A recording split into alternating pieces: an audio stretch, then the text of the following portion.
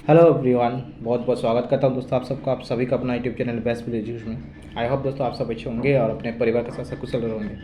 दोस्तों आज के इस वीडियो पे आज हम लोग डिस्कस करने वाले हैं। आज हमारा ये पार्ट 2 का वीडियो है जो कि हमने स्टार्ट किया था केमिस्ट्री का। जैसे पार्ट 1 के वीडियो में मैंने आपको ये बताया था कि चैप्टर 2 जो हमारा चैप्टर 2 है, क्या हमारे आसपास के पदार्थ शुद्ध है, इसमें से इसका पार्ट 1 का वीडियो मैं बना चुका हूँ। पार्ट 1 का वीडियो में मैंने आपको बताया था, उसमें मैंने आपको विलयन की परिभाषा, मिश्रण की परिभाषा, तत्व की परिभाषा, शुद्ध पदार्थ अशुद्ध पदार्थ की परिभाषा, इन सभी की चीज़ों के बारे में मैं आपको बता चुका हूँ।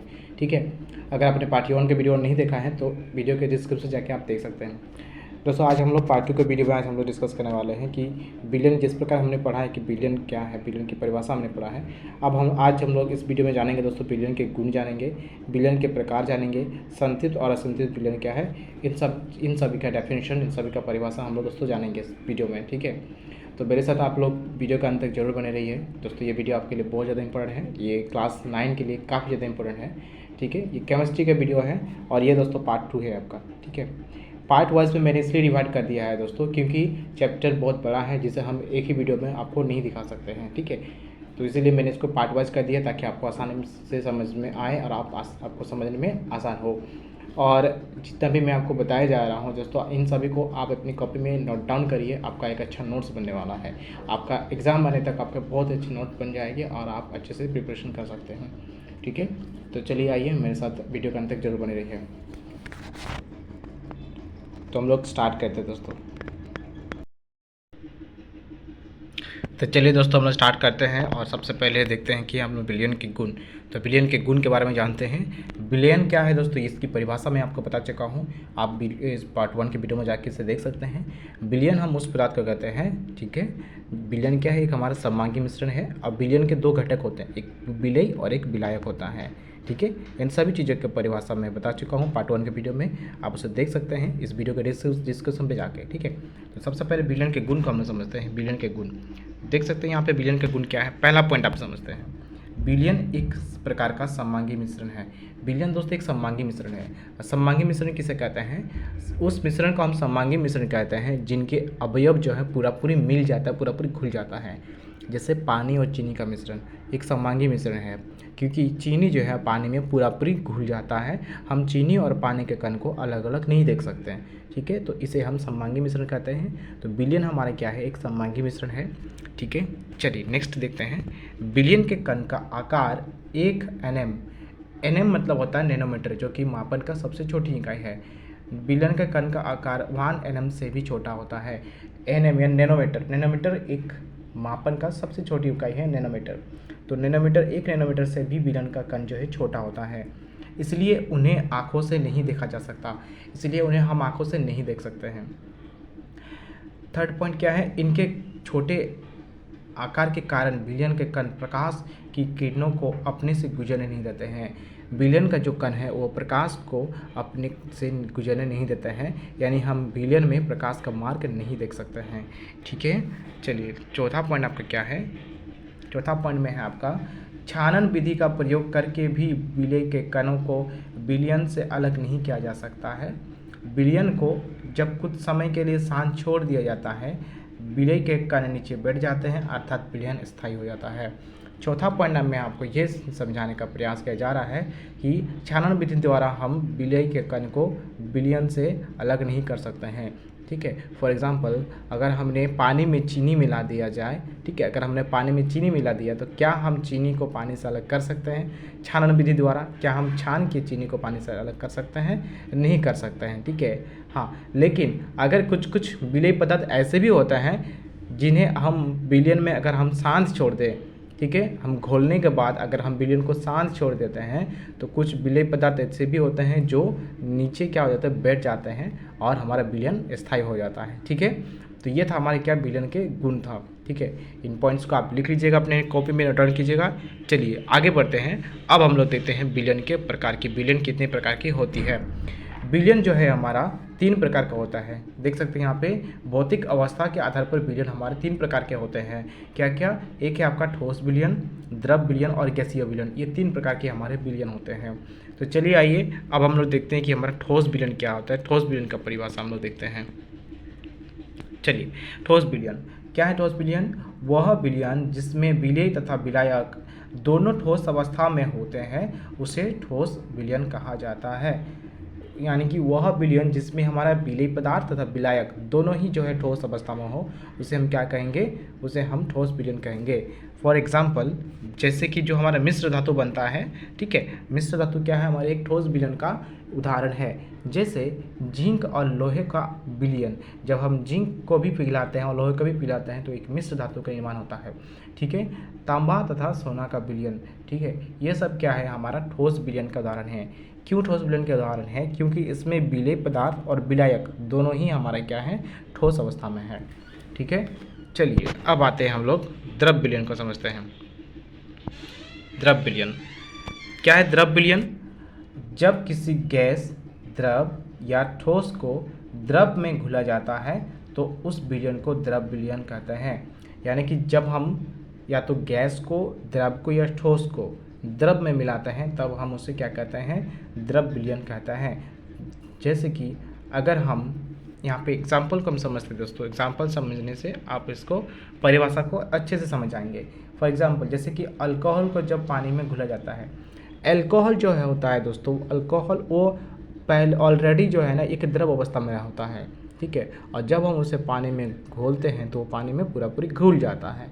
तो कहने का मतलब ये हुआ अल्कोहल एक द्रव है जिसे हम पानी में घोल सकते हैं, यानी द्रव को द्रव में हम घोल सकते हैं, ठीक है। तो ये हमारा द्रव विलयन कहलाएगा। और सेकेंड एग्जाम्पल क्या है हमारा? देखिए हम लोग जो यूज़ करते हैं, देखिए यहाँ पे पूरा पढ़ते हैं हम लोग एग्जाम्पल को। अल्कोहल पानी में घुल जाता है जहाँ विलेय तरल होता है और विलेय तरल होता है, विलेय भी तरल है और विलायक भी हमारा तरल है। इस प्रकार एक तरल घोल बनता है, ठीक है। इस प्रकार क्या होता है? अल्कोहल और जल मिलकर एक तरल घोल बनाता है, एक द्रव विलयन बनाता है। सेकेंड एग्जाम्पल है आपका कार्बोनेटेड पानी या सोडा पानी। कार्बोनेटेड पानी का मतलब हुआ जो हम लोग कोल्ड ड्रिंक यूज़ करते हैं, हम लोग जो कोल्ड ड्रिंक पीते हैं वो हमारा कार्बोनेटेड पानी है, उसमें कार्बन की मात्रा पाई जाती है, कार्बन डाइऑक्साइड गैस उसमें घुला होता है, ठीक है। कार्बोनेटेड पानी या सोडा पानी वह जगह है जहाँ कार्बन डाइऑक्साइड पानी में घुल जाता है, तो कार्बन डाइऑक्साइड को पानी में घोल के वो कार्बोनेटेड पानी बनाया गया है, ठीक है। यहाँ विलेय क्या है? गैस है, यानी कि उस पानी में क्या मिला हुआ है? कार्बन डाइऑक्साइड गैस मिला हुआ है, तो उसमें विलेय गैस हो गया। जबकि विलायक तरल है। विलायक क्या है? तरल है। विलायक द्रव है जो घोल को तरल घोल बनाता है, ठीक है। यानी कि जब हम किसी द्रव को द्रव में घोलते हैं तब द्रव विलयन का निर्माण होता है, और जब हम किसी गैस को भी द्रव में घोलते हैं तो हमारा द्रव विलयन का निर्माण होता है, ठीक है। तो द्रव विलयन क्या है? यानी कि द्रव विलयन जब किसी गैस को हम द्रव में घोलते हैं तो उसे हम द्रव विलयन कहते हैं, जब किसी हम द्रव को द्रव में घोलते हैं उसे भी हम द्रव विलयन कहते हैं, और ठोस को द्रव में घोलते हैं उसे भी हम क्या कहते हैं? द्रव विलयन कहते हैं। द्रव विलयन का और एक एग्जाम्पल हम ले सकते हैं, जैसे चीनी को हम लोग क्या कहते हैं? आपका जल में मिलाता है, ठीक है। चलिए नेक्स्ट आगे बढ़ते हैं। अब आते हैं गैसीय विलयन। अब गैसीय विलयन क्या है इसे हम समझते हैं। गैसीय विलयन जिसमें विलेय तथा विलायक दोनों गैसीय अवस्था में हो उसे गैसीय विलयन कहा जाता है। गैसीय विलयन हम उस विलयन के कहते हैं जिसमें हमारे विलेय पदार्थ तथा विलायक दोनों ही जो है गैस अवस्था में हो उसे हम क्या कहेंगे? गैसीय विलयन कहते हैं, ठीक है। नेक्स्ट आगे बढ़ते हैं, जैसे इसका कि एग्जाम्पल को समझते हैं। ऑक्सीजन और नाइट्रोजन का मिश्रण। ऑक्सीजन और नाइट्रोजन का मिश्रण क्या बनेगा? हमारा गैसीय विलयन का उदाहरण है ना। ऑक्सीजन और कार्बन डाइऑक्साइड का गैस का मिश्रण, ये क्या है? हमारा गैसीय विलयन के उदाहरण है, क्योंकि इसमें विलेय पदार्थ भी आपका गैस है और विलायक भी आपका गैस है, ठीक है। गैसीय विलयन उस विलयन को कहेंगे जिसमें आपका विलायक भी गैस हो और विलेय पदार्थ भी गैस हो, दोनों ही क्या हो? कोई गैस हो, ठीक है। चलिए अब आगे बढ़ते हैं। अब आते हैं हम लोग समझते हैं विलयन की सांद्रता। विलयन की सांद्रता है क्या चीज़, इसे हम लोग समझते हैं। देखिए विलयन की सांद्रता विलायक की मात्रा में घुले हुए विलेय पदार्थ की मात्रा को जो विलयन के किसी दी गई मात्रा में उपस्थित है विलयन की सांद्रता कहते हैं। विलयन की सांद्रता क्या हम किसे कहते हैं? जैसे मान के चलिए विलयन की सांद्रता यानी कि किसी विलयन में कितनी मात्रा में विलेय पदार्थ है और कितनी मात्रा में विलायक पदार्थ है, उसी मात्रा को हम क्या कहते हैं? विलयन की सांद्रता कहते हैं। फॉर एग्जाम्पल, इसे हम एग्जाम्पल से समझते हैं। जैसे मान के चलिए हमने 10 ग्राम पानी में, अगर मान के चलिए 10 ग्राम पानी में हमने 5 ग्राम शुगर यानी चीनी मिला दिया, तो कुल विलयन का द्रव्यमान हमारा कितना होगा? 15 ग्राम का होगा। यानी कि ये जो 15 ग्राम हुआ ये आपका विलयन का सांद्रता हुआ। क्या हुआ? ये आपका विलयन का सांद्रता हुआ, ये विलयन का द्रव्यमान हुआ। अगर हम सांद्रता निकालना होगा कि कितने प्रतिशत का सांद्रता है, तो सांद्रता निकालने का हमारे कुछ फॉर्मूला है, ठीक है, जिसे हम नीचे देखेंगे, आगे देखेंगे इसको। तो सांद्रता क्या होती है? सांद्रता हम किसे कहते हैं? यानी कि किसी विलयन में कितनी मात्रा में आपका विलेय पदार्थ घुला है और कितना मात्रा में आपका विलायक पदार्थ घुला है, इनके जो हम मात्रा निकालते हैं, इनका जो हम प्रतिशत निकालते हैं, यही हमारा विलयन का सांद्रता कहलाता है, ठीक है। जैसे मैंने आपको एग्जाम्पल में बताया कि 10 ग्राम जल में अगर हम 5 ग्राम चीनी मिलाता है तो टोटल विलयन कितने ग्राम का बनेगा, यानी विलयन का द्रव्यमान क्या होगा? 15 ग्राम का द्रव्यमान बनेगा। यानी ये आपका क्या है? विलयन का द्रव्यमान आया। अब अगर सांद्रता की बात करें तो उसे निकालने का हमारा फॉर्मूला है, तरीका है। जैसे यहाँ पे लिखा हुआ है क्या? विलयन की सांद्रता क्या होती है? हमारा विलयन की सांद्रता कि विलेय की मात्रा बटा विलायक की मात्रा, ठीक है।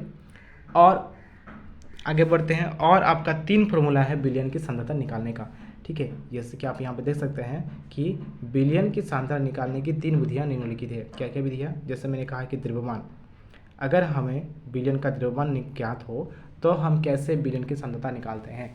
विलयन की सांद्रता यानी कि कितना प्रतिशत का विलयन बना, यही आपका विलयन का सांद्रता कहलाएगा। तो उसे निकालने का हमारा फॉर्मूला है, देख सकते हैं यहाँ पे। ये फॉर्मूला हम कब यूज़ करते हैं? जब हमारा विलयन का द्रव्यमान हम ज्ञात करें, उसके बाद ही हम विलयन का सांद्रता इस प्रकार फॉर्मूला से निकाल सकते हैं, ठीक है। इसको आप नोट डाउन कर लीजिएगा अपने कॉपी में। ये द्रव्यमान यानी कि विलयन का जब द्रव्यमान प्रतिशत हमें निकालना हो तो हम इस फॉर्मूला की यूज करेंगे। क्या है फॉर्मूला हमारा? विलेय पदार्थ का द्रव्यमान बटा विलयन का द्रव्यमान गुना 100, ठीक है। ये 3 फॉर्मूला है यहाँ पे। ये सेकंड फॉर्मूला भी आप देख सकते हैं यहाँ पे, ये है आपका थर्ड फॉर्मूला। ये 3 फॉर्मूला है, इन तीनों फॉर्मूला का आप अपने कॉपी में जरूर नोट डाउन करिएगा। ये तीनों आपके लिए बहुत ज़्यादा इंपॉर्टेंस है, ओके। एक एग्जाम्पल से हम लोग समझेंगे दोस्तों कि कैसे हम विलयन की सांद्रता निकाल सकते हैं। जैसे कि यहाँ पे मैंने एक एग्जाम्पल लिया है, एक क्वेश्चन लिया है, ठीक है। क्वेश्चन को हम लोग पढ़ लेते हैं। क्वेश्चन हमारा क्या है? किसी विलयन के 400 ग्राम विलायक जल में, यानी 400 ग्राम जल में हम 30 ग्राम साधारण नमक है, विलयन की सांद्रता ज्ञात करिए। देखिए 400 ग्राम जल में 30 ग्राम का नमक घोला जा रहा है, तो उस विलयन का सांद्रता क्या होगा ये को बताना होगा। कैसे बनाएंगे हम इस न्यूमेरिकल को? देखिए कैसे बनाना है। देखिए इसमें मैंने लिख दिया है यहाँ पे, हमें विलेय की मात्रा दिया है 30 ग्राम, ठीक है। क्वेश्चन में देख सकते हैं आपको यहाँ पे विलेय की मात्रा है आपका 30 ग्राम, ठीक है। फिर क्या है? विलायक की मात्रा जो है आपका 400 ग्राम है, ठीक है। विलायक क्या है? आपका जल है, यानी जल की मात्रा को क्या दिया गया है? 400 ग्राम दिया गया है। तो सबसे पहले हम यहाँ पे निकालेंगे विलयन का द्रव्यमान, यानी विलयन का द्रव्यमान तो फिर कितना हो रहा है, ठीक है। क्या करेंगे हम? विलेय का द्रव्यमान है आपका 30 ग्राम और विलायक आपका 400 है, यानी कि 430 और 400 जोड़ेंगे तो 430 ग्राम हमारा विलयन का द्रव्यमान आ गया। ये हमारा विलयन का द्रव्यमान निकला। लेकिन अगर हमें सांद्रता निकालना है तो हमें क्या करना होगा? प्रतिशत में हमको सांद्रता निकालना होगा। तो सांद्रता निकालने का हमारा फॉर्मूला क्या है? देखिए यहाँ पे आते हैं अभी फटाफट से, ठीक है। हमारा सांद्रता निकालने का यहाँ पे आपका पहला नंबर, ये पहला नंबर हम लोग क्यों यूज करेंगे दोस्तों? क्योंकि इसमें विलयन का द्रव्यमान हमें ज्ञात हो गया है। तो अभी हम विलयन का द्रव्यमान प्रतिशत निकालेंगे, तो यही हमारा विलयन का क्या होगा? सांद्रता होगा, ठीक है। तो चलिए हम विलयन का द्रव्यमान प्रतिशत निकालते हैं, तो वही हमारे विलयन का सांद्रता कहलाएगा। अब हम निकालते हैं विलयन का द्रव्यमान प्रतिशत, ठीक है। तो विलयन का द्रव्यमान प्रतिशत बराबर हमारा फॉर्मूला था क्या? कि विलेय पदार्थ का द्रव्यमान, विलेय पदार्थ का द्रव्यमान बटा विलयन का द्रव्यमान गुना 100, ठीक है। अब यहाँ पे हम विलेय पदार्थ का द्रव्यमान को हम पुट करते हैं। तो विलेय पदार्थ का द्रव्यमान हमारा 30 ग्राम था और विलायक का द्रव्यमान जो है ना, सॉरी विलयन का जो द्रव्यमान है, विलयन का द्रव्यमान हमारा 430 ग्राम आ गया है। तो हम ऊपर में क्या लिखेंगे? 30 लिखेंगे और नीचे क्या लिखेंगे? 430 लिखेंगे गुना 100। इसको जब हम सॉल्व करेंगे, यहाँ से एक जीरो काटा मैंने, यहाँ से एक जीरो काटा, ठीक है। ऊपर बचा आपका 3 और 100, 300/43 बचा। जब हम इसे सॉल्व करेंगे तो हमारा 6.977 और कुछ रिपीटिंग नंबर्स आते रहेंगे, बट हम क्या करेंगे? पॉइंट के बाद ओनली 2 ही डिजिट लेंगे। तो इतना प्रतिशत क्या होगा? आपका विलयन की सांद्रता होगी। क्या होगी? ये क्या निकला? हमारा विलयन का सांद्रता निकल गया दोस्तों, ठीक है। समझ गए फॉर्मूला कैसे बैठाना है, कैसे न्यूमेरिकल सॉल्व करना है, ठीक है। समझ गए? वीडियो को पॉज करके आप इसे और अच्छे से समझने का प्रयास कर सकते हैं, ठीक है। और अगर आपको दिक्कत हो समझने में, आप मुझे कमेंट कर सकते हैं कि आपको दिक्कत हुई है समझने में। मैं आपको नेक्स्ट पार्ट के वीडियो में फिर से आपको इसे मैं समझा दूंगा, ठीक है। चलिए आगे बढ़ते हैं। अब हमें समझना है क्या? संतृप्त विलयन के बारे में अभी जानना है कि हमारा संतृप्त विलयन क्या है। संतृप्त विलयन, देखिए जब दिए के निश्चित ताप पर विलयन में विलेय पदार्थ नहीं घुलता है तो उसे संतृप्त विलयन कहते हैं। संतृप्त विलयन हम उस विलयन को कहते हैं जिसमें हम किसी एक निश्चित ताप पर और विलेय पदार्थ को हम नहीं घुल सकते हैं, ठीक है, उसे हम संतृप्त विलयन कहते हैं। जैसे उदाहरण के तौर पे हम समझते हैं, देखिए जब नमक को एक निश्चित ताप पर जल में घुला जाता है तो कुछ समय बाद नमक का घुलना बंद हो जाता है, उसे नमक का संतृप्त विलयन कहा जाता है ना। फॉर एग्जांपल मान के चलिए हमने अगर 10 ग्राम का जल लिया, उसमें अगर हम उस 10 ग्राम जल को 25 डिग्री सेल्सियस तक गर्म करते हैं, ठीक है, इतना गर्म करने पर निश्चित ताप पर गर्म किए, इतना गर्म करने के बाद अगर हम उसमें नमक को घोलते हैं तो वो नमक क्या होगा, हमारा उसमें घुल जाएगा। जब नमक एक बार घुल जाएगा तो क्या हम उसको और घुल सकते हैं? नहीं घुल सकते हैं। एक बार जब नमक पूरा घुल जाएगा तो हम उसको और नहीं घुल सकते हैं, ठीक है, तो वो हमारे क्या हो जाएगा, संतृप्त विलयन कहलाएगा। जब एक निश्चित ताप पर हम उस चीज़ को और ज़्यादा नहीं घोल सकते हैं तो हम उसे संतृप्त विलयन कहेंगे, ठीक है। और अगर हम नमक हमारा नहीं घुलता, बचा रहता है नमक, हम घोल यानी कि नमक को घोलने की क्षमता अगर हमारा बनी रहती तो हमारा संतृप्त विलयन नहीं कहलाता है, ठीक है। और एग्जाम्पल ले सकते हैं, जैसे अगर हम पानी में चीनी मिला देते हैं तो चीनी को हम एक निश्चित तापमान तक हम उसे क्या करते हैं, पूरी चीनी हमारा पूरी पानी में घुल जाता है। तो ये हमारा चीनी पानी और नमक पानी ये हमारे क्या संतृप्त विलयन का उदाहरण है, क्योंकि इसे एक बार घुलने के समय पे ये पूरी घुल जाता है, ठीक है, इसके अवयव जो हैं बाकी नहीं रहते हैं, पूरी ये हमारा पानी के साथ घुल जाता है। तो ये संतृप्त विलयन हुआ। अब हम समझते हैं असंतृप्त विलयन को समझते हैं।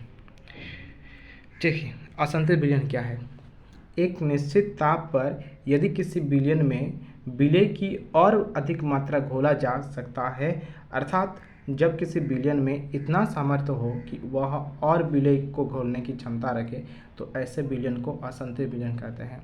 असंतृप्त विलयन क्या है, यानी कि वह विलयन जिसमें हम और अधिक मात्रा में विलेय पदार्थ घोल सकते हैं। एक एग्जाम्पल मैंने आपको बताया इससे पहले संतृप्त विलयन का, कि संतृप्त विलयन में जो है हम एक निश्चित ताप पर विलेय पदार्थ को पूरी घोल सकते हैं, उसमें और विलेय पदार्थ नहीं घोला जा सकता। परंतु असंतृप्त विलयन में क्या होता है, उसमें हम और भी विलेय पदार्थ को घोल सकते हैं, ठीक है। जैसे एग्जांपल के तौर पे समझते हैं इसमें हम लोग, जैसे मैंने यहाँ पे एग्जांपल लिखा है चाय और चीनी का विलयन। चाय और चीनी के विलयन में यानी कि जब हम चाय बनाता है तो निश्चित ताप पर हम लोग निश्चित ताप पर चाय बनाता है, यानी कि उसमें हम चीनी डालते हैं तो पूरी वो मिल जाता है। फिर क्या है, उस बने हुए चाय में हम दोबारा से चीनी को मिला सकते हैं। इसका मतलब क्या हुआ कि चाय में हम दोबारा चीनी मिलाने सक रहे हैं एक निश्चित ताप पर, ठीक है।